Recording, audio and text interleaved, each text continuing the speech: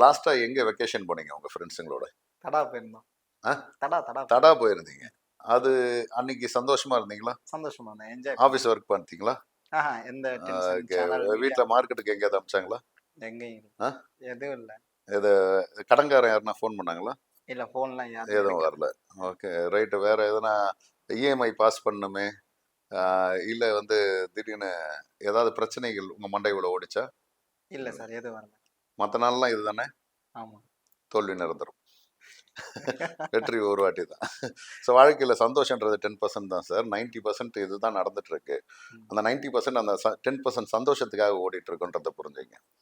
என்னைக்கோ ஒரு நாள் சந்தோஷமா இருக்கிறதுக்கு மிச்சம் 90 நாள் நம்ம இதே சூழ்நிலையில் தான் சுத்திட்டு இருக்கோம். எல்லாருக்குமே இந்த கமிட்மெண்ட்டோட இந்த மாதிரியான கட்டாயமான ஒரு சூழ்நிலைகளோட தள்ளப்பட்ட ஒரு வாழ்க்கை தான்.